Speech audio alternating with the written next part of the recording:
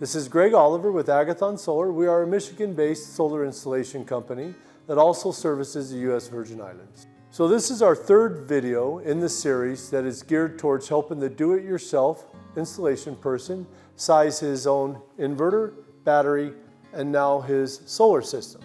So having discussed how big of an inverter we need to provide the amount of instantaneous power that we would need, and having also discussed how much battery we would need, understanding the loads and our energy consumption during the evening when there's no sun out, now we need to talk about how many solar panels or how big of a solar system that we would need to both power during the day and also charge the battery up while the sun is out during the day to get us through the night. This is really a pretty simple exercise because we've already done the work on the inverter and on the battery. I would just like to talk about a few things on sizing your solar PV system. For our purpose today, we have a SILFab BG 410 watt Elite panel. This is a monocrystalline Tier 1 panel. Tier 1 means that the company SILFab has been determined to be bankable by financial institutions. So this company is expected to be around long enough to stand behind its 30-year and 25-year warranty that Agathon Solar holds with it as a registered installer. Some of the important considerations in mounting your solar panels. One, what is the direction? We always want to be south if possible. East and west are also good. And you can even somewhat effectively mount panels on the north in the U.S. Virgin Islands, for example. In my trips out there, I've often seen panels mounted flat or even on a semi 412, 312 pitch roof facing to the north or northeast or northwest. Another important consideration is shading.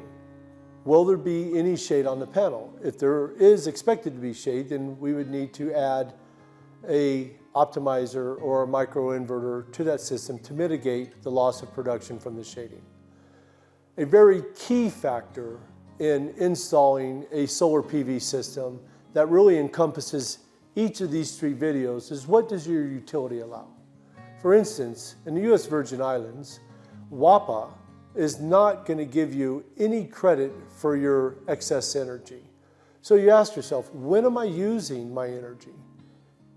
If I'm using my energy during the day, then your solar will provide great power during the day while you're using it. Maybe you're gone Monday through Friday, you're at work, and you only use the majority of your power in the evening when you turn on your mini split, when you take your showers, when you use your well pump, etc. Well, now all the power that your solar could produce during the day, it's gone. WAPA doesn't give you nothing for it. You're not there to use it. So you're better to have a smaller system and a bigger battery to get you through the evening.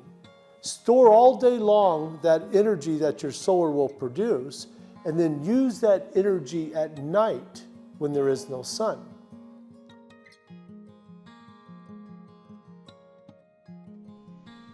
Now that we have determined your total usage, we are next going to figure out the size of your solar array.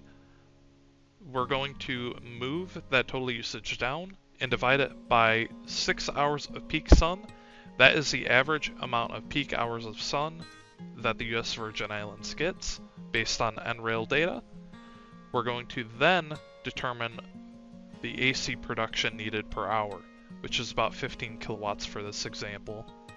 We are then going to factor in that there's about a 14% loss going from the solar panels to the inverter, which will then be used by the house, which gives us a DC production of roughly 17.9 kilowatts of power. The last thing that we will do is divide that by what wattage of panel you're going to get. In this case, we were using the 410 watt panel, so in total you will need 44 panels.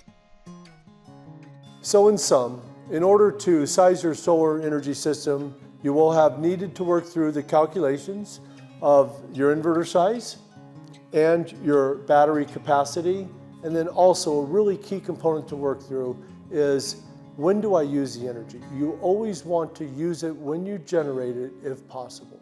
Or maybe your utility has a net metering program or a distributed generation program where they actually buy back the credit. So now you could size your system where you overproduce in the summer, you're able to store that credit, and it carries you through the winter, or at least part of the winter, as it does here in Michigan. So sizing your solar PV system has a holistic strategy in view. It is necessary for the do-it-yourself person to work through the exercises and calculations to size your own system. This will ensure that your investment of financial resources and time is well spent, and that the system will serve your goals long-term for you and your family, or you and your business. All of these components that we have discussed today and used as examples for system sizing can be purchased at Plaza Extra East on St. Croix in the U.S. Virgin Islands. Plaza Extra East also ships to St. John, St. Thomas, and other islands throughout the Caribbean. Plaza Extra East also has other components, solar panels, energy storage systems, and inverters that were not discussed here today. Agathon Solar is here to support you in this endeavor.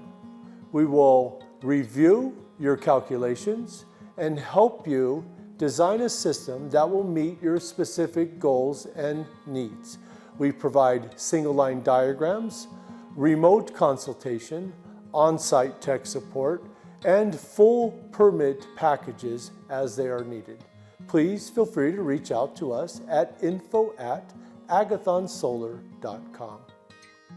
This is Greg Oliver with Agathon Solar, and we hope that we have enabled you, the do-it-yourself customer, to secure his own power for his home, family, and business.